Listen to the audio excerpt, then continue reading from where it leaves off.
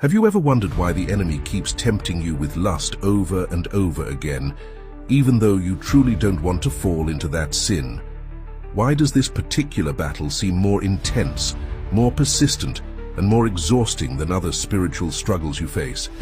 Here's the truth that most Christians never understand. Whenever the enemy tempts you in a particular area repeatedly, it's because he believes there's a certain percentage, or at least a slight chance, that you might give in or fall into that temptation.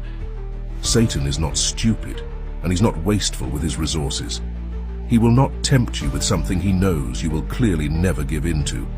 Think about it. The devil will never tempt you with alcohol if he knows you have no interest in drinking.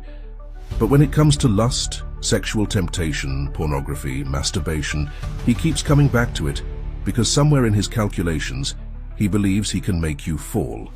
The enemy always invests his energy only where he expects a return, and the reason he uses lust or people to tempt you in that particular area is because he believes that somehow, some way, you might fall into it. And every time you do fall, you prove his calculations right, and you give him even more confidence to keep attacking you in that same area. When it comes to lust and sexual temptation, there are two distinct but interconnected aspects that you need to understand. There is the fleshly aspect, and there is the spiritual aspect. Most Christians only recognize one or the other, which is why they struggle to gain complete victory. The fleshly aspect of lust is when your natural body is craving sexual gratification.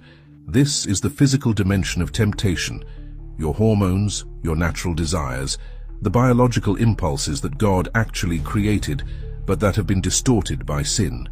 Your flesh has appetites, and when those appetites aren't controlled by your spirit, they can become demanding masters that push you toward sin.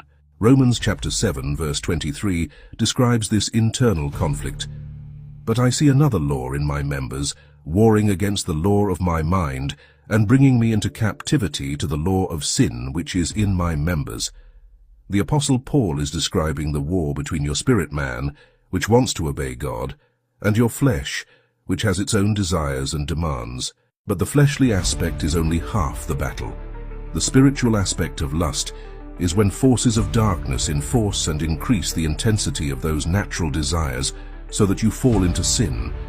This is where demonic activity takes your natural, manageable temptations and amplifies them into overwhelming, almost irresistible urges.